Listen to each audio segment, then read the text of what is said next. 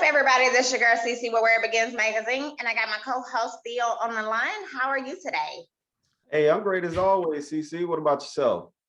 I'm good. It's Friday. Happy Friday. Yeah, a little different. We're coming to them on a Friday today. So definitely excited about our guest today and excited to do it a little differently on a Friday. Yes, me too. But we have a special guest. I'm going to let him introduce himself of who he is, what he does, and where he's from. Hello, my name is Jay. Nice to meet you. Thanks so much. Good night, everybody. Appreciate that. No, so listen, so my name is Jay. I live here in Miami. The view today would have been so well, but the Mother Nature decided to bring a little bit of the notebook cuddle weather today instead of the sunshine and the rainbows. But, you know, look, to keep it real easy for everybody, 16 years ago, I'm from Australia. It's an Australian accent.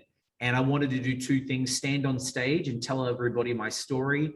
And I started my business and my career in the entertainment business as a magician, not a musician, a magician. And that was the thing that springboarded me to 57 million views online, 35 different countries, got to work with some celebrities, the biggest companies in the world. And I really got to shine and really understood how to connect, engage, and really give people the confidence in themselves. That's good stuff. All right. I like that right there. Well, let's talk about Ace of Spades, you know, and the motivation behind that.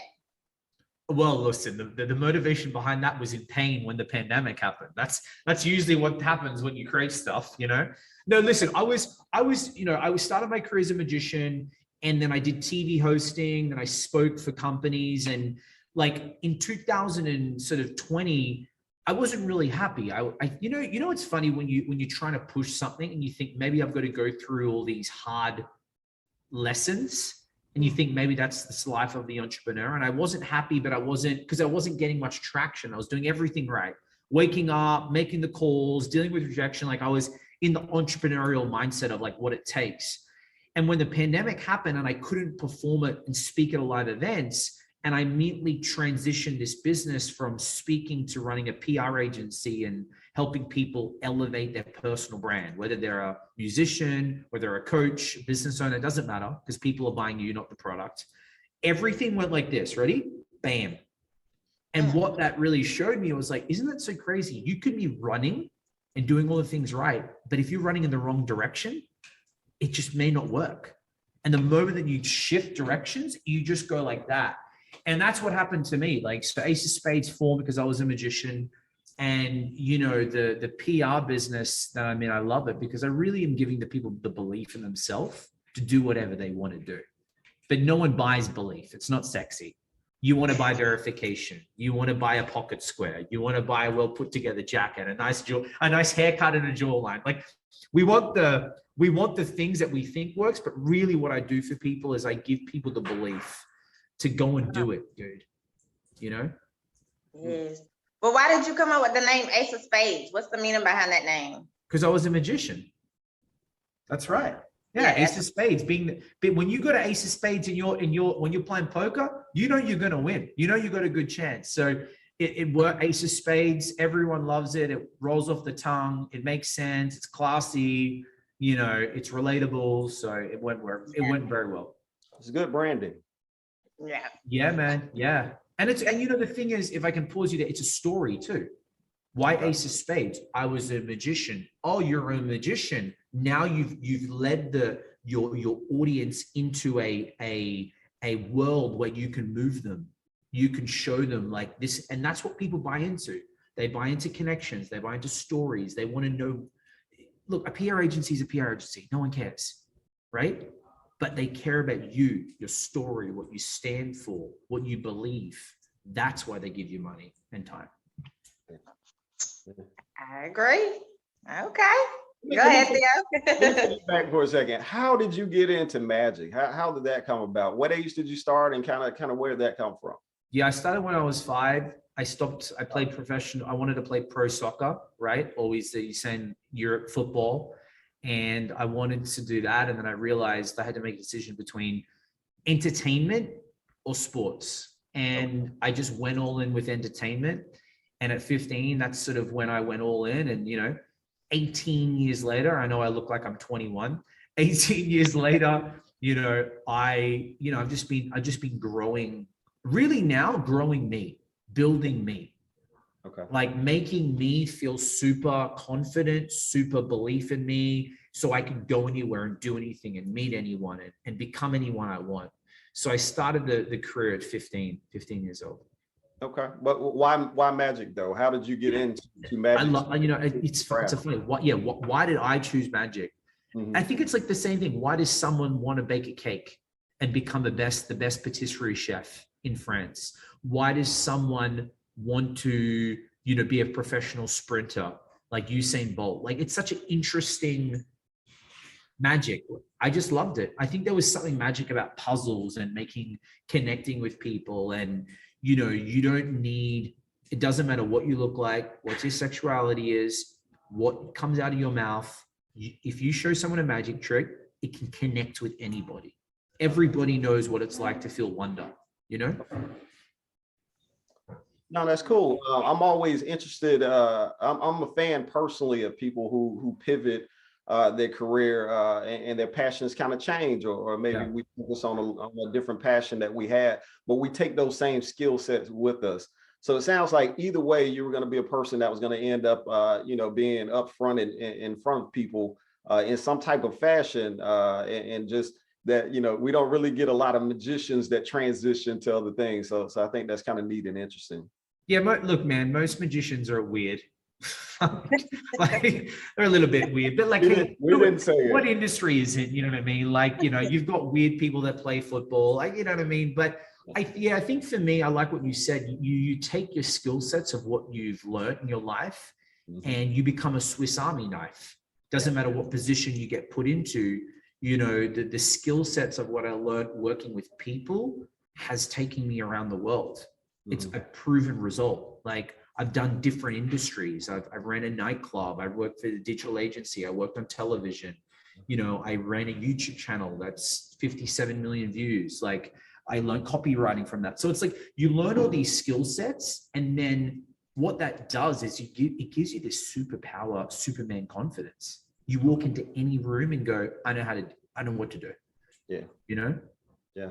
You already have the training to be up there. So then it's just presenting whatever platform you want. Yeah, man. And I put the runs on the board.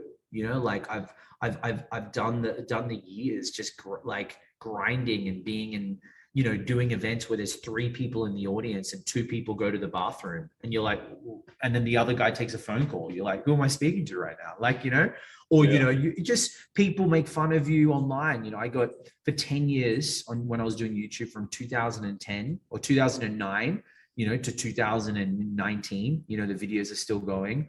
Every day you're getting people, keyboard warriors, taking you down, and at the beginning it's hard, right? It's really hard at the beginning because you're a creative. But you know what happens when people try to take you down? You become stronger. Yeah. Dude, like no one can break me now. Like, it's like Neo from the Matrix. I just moved the bullet away. I'm like, is that it? Like, when people hit me, I'm like, is that all you got? Bring it again. Let's go. Do you think Floyd gets in the ring and cares if someone hits his face once? Dude, he's like, is that all you got? He's like, go again. Here, right here. Do it higher. Yeah, no, I agree. You do have to develop that thick skin, but I think these days, most of us sensitive people just hit the block button. Yeah. But let me touch on that for a second. I think that's great. You can, but the problem is that if you're constantly only allowing like amazing feelings when people talk to you, that's not real. Yeah. Okay, there are people that just want to take you down, and obviously there are people they have their own insecurities and their own emotions. That's why they're doing it, right? When you understand that, it takes away a little bit of the weight. But like, if someone says, I don't like that, they didn't say, I hate you, I'll never talk to you forever. But people take that response and they crumble. They crumble. It's like they just don't like it. Look, I don't like sushi sometimes because I got sick the week before. Then the next week, I love sushi. So like, people got to realize, like, you don't be triggered so much on what people say. Yes, words hurt. Yeah, but you know what? You're allowing those words to hurt you. Yeah. I get people every day. Like I hear something, they'll say something online, they don't like this, they make fun of the pocket square. Like anything you can think of when you put yourself out there, they want to take you down because it's their own insecurities, because you're somewhere that they've told themselves that they can't be. So the easiest way is to take you down, make a phone call, make up lies, write a press article of how bad. I've had it all. Yeah. You know? No, definitely. Yeah, we all see those people who kind of bear those insecurities out in front of us. But let me ask you this. So the payoff, right? Every entertainer is really in it for the payoff. Well, the money and the other things that come with it, but the payoff in front of the crowd. When you're doing a magic trick and the crowd reacts and everybody's positive with it. What's that payoff difference between when you were doing magic and now helping your clients be successful with Ace of Spades? What's that different feeling for you? A good question. You know, I think Enrique Iglesias, you know, Enrique Iglesias, you know, he said this is why his album was called Euphoria. Because when you're on stage and you sing, "Can I Be?" and the crowd goes, "Your hero, baby," and 35,000 people sing your song, that's a feeling that it's like higher than any drug, higher than anything, best alcohol you've tasted. Like there's a euphoria with it. But now it's the feeling that I get when I think it's a feeling that what I'm saying works. And I feel really warm on the inside that I tell someone to do something, I advise them, I show them, they get a win, they get validation from their peers. And I sit back as like the grandpa that knows what's going to happen before it's going to happen, you know, with the pipe, you know, and you sit back on the rocking chair and you see it happen. That's a really great feeling. You know, it's like, you know, the punchline, and that the love and the joy is in their eyes when they like see that, they blossom up, you know? Yeah. So what can we expect for you for 2022 for this year? You know, well, hopefully, you know, hopefully I don't have to wear a mask in Miami, you know? Yeah, I don't know are we still in the pandemic? Like we're still in the pandemic. Isn't that crazy? Still. Yeah. No, you know, for me, for 2022, I really want to I speak at a lot of events, and I'll share this. I feel like a lot of events are boring. They're the same, you know? People want more now. You know, yes, we love to be motivated. And I think there are times in life when you need it. Like that was great at making me feel good, but feeling good is one thing, but you actually mood transforming someone and actually like getting them to do something is another thing. So I think for me, it's like giving people an experience that they've never had before, you know? Like, and if anyone's listening right now, this is where you could just be a little bit different in what you're doing, whether you're an entertainer, whether you're a businessman, a businesswoman, like just put a little bit of difference to your product, to your service, to your show. People go, that was cool, that was different. And it doesn't cost you much extra money or time to do it. Just gets you to think creatively. Gotcha. Okay. No, I was gonna say, obviously, you know, just being into the PR world and looking at some of your videos, one of the main things I always take from those segments are, you know, visibility. And you just dropped the jewel on us right there as far as doing something a little different. So definitely thank you for that. But we do like, I guess, to kind of give, you know, that if you're going to give advice to someone, what's that number one thing that you're going to tell them as far as to get themselves or their brand out there? Yeah, well, I'll give you two moves. First thing, stop telling yourself you're an introvert, but you're shy. I'm not funny. She's more prettier. I don't have a story to share. The words you tell yourselves will make you fly or make you die, period. Okay. Mindset is powerful stuff. Like everyone wants new likes on Instagram. Everyone wants that girl to reach out to her and give her the big check.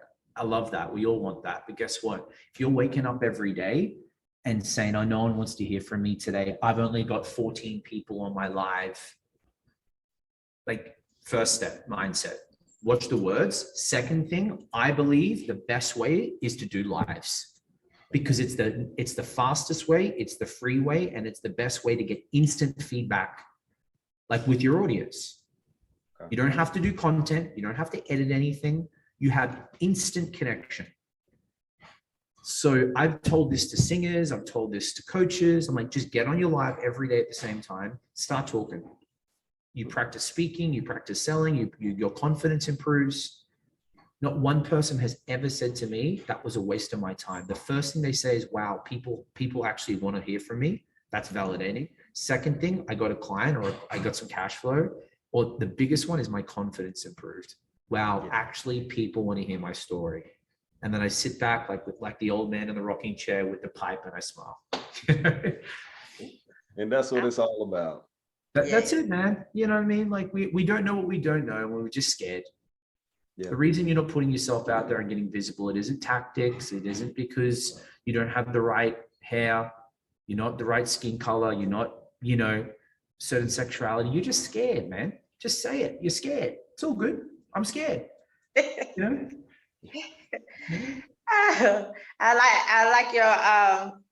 like your character. I do. I really do. But I want to talk about monetize because this is a big factor in a lot of people.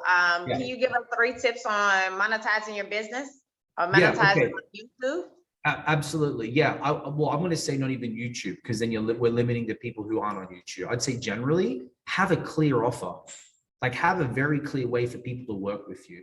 It doesn't need to be 50 grand or 10 grand or 5 grand. Maybe just create, like take your thoughts as you're an expert, even if you're a singer, right? Let's say you sing. Maybe people want to learn how to sing. How can I be a singer? And how can I sing a song better? Maybe give them like a free 10 lessons on how to warm up. That's cool. Give them something. You could charge $7 for that. So I think a lot of people like now with courses, like create something, take the knowledge from your head, right? And the message from your heart and give it as a something digital. Because people, if they like it, hey, how can I work with you more? Hey, I've got a brand new course. It's cheap. Just to start off, $7, $10. So I think that's a great start. I think the other thing you need to do is you need to, when you start to get some traction, find a local company, right? Not like a big company like Red Bull or like a huge, like a conglomerate. Like find a small company that wants to advertise and do a partnership deal with them. Could be a good idea. Like if you bake, we had this client that bakes cakes, she's in Minneapolis. She's like, I really want to get this big flour company on board. I said, no, you don't. They're not. Good luck on trying to get a hold of them. Why don't you go to like a local bakery and do a deal with them? They need visibility. You need visibility. They're a business. They have to spend money on marketing, right? It may not be a lot, but a win is better than no win. Cash flow is better than no cash flow. Good tip. Yes. Well, what is a big challenge for you? Just being too handsome. It's listen. If you can't make them laugh, get out of the nightclub, get out of the boat. Now, you know what? I said this on a show this morning. One thing I tend to go back to a lot is trying to do it all myself. That was my biggest hold up for 15 years. It's always going to be hard. I think I'm self-aware. I know where I fault, and I think it's the ethnic culture in me. My dad told me to do it all yourself, and I'm not blaming dad. It's just I think there are good things about taking on a lot of the weight, but there are terrible things because you're not supposed to be 15 people, and it's like that control. Entertainers, we want a little bit of control. We all do, right? But for me, it's like I need to allow other people to come into my ship and show me how to do it better, and allow my ego to not come into play, because that ego, it's terrible. It's fire, but it can fail you as well. Yeah. All righty then. All right. Definitely appreciate all the jewels you dropped on us today. Really quick, tell them where to find you. Give them your social media or where to go out to see you. Yeah, at JJ Live, JayJayLive. Send me a DM. Say that you saw me on the show. Let me know this stuff's working. or acespadesagency.com, you know, for all the people that are looking for some visibility, maybe want to get verified, you know, maybe want someone in their corner to show them how to really brand themselves so that they can get the life they want. Give me a holler, you know? Yeah. Oh, one more quick question. I know CC is probably going to go into our fun fact here in a second, but what's your perfect customer? What's the ideal customer for you? Someone that's, you know what, really at the end of the day, I'll give you the two answers. First answer is someone that's like, I call it the 3 C's. Ready? They need to be committed. Okay. How am I going to commit to you if you don't commit to you? Right? You need to be coachable, right? You can't come in, you can't go and want to be a patisserie chef, but then want to do it your way. That's the reason I'm the expert and you guys are the experts. And you also need to invest in yourself too. Cash. I think a lot of people are scared to invest in themselves. Yeah. And like use money for that, because money at the end of the day, this is the way we exchange currencies to get things done. Until that changes, let me know. But you know, so those are sort of the foundations of what I need. I think that the person for me is someone that's built the business a little bit, like cash flows coming in, but they want to be seen bigger. They want to be the go-to person. You know, they know deep down they've got a message and a story to share, and they're doing stuff that no one, like they're struggling to get some awareness, some new visibility. And then they come to me and I show them a plan of how we can hit a global audience rather than a city audience. Okay. Good stuff. Yeah. That sounded pretty good to me. I just thought of that. That should go pretty well. I might use that later. You're a natural. You're a natural. Yeah, exactly.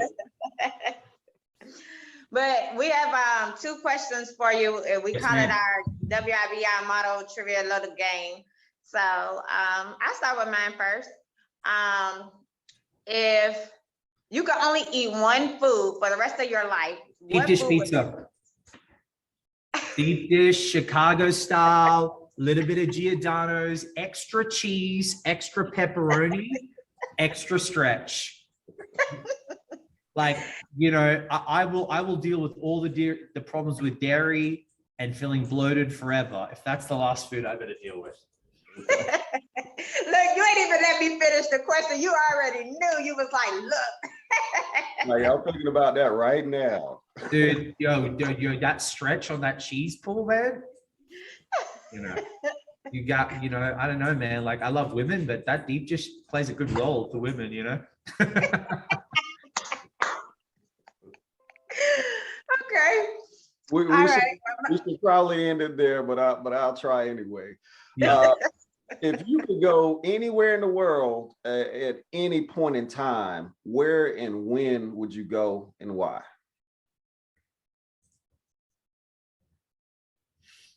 It's a really good question, because it's like you go back to chapters in your life that you wish you could have over. Mm-hmm. You know,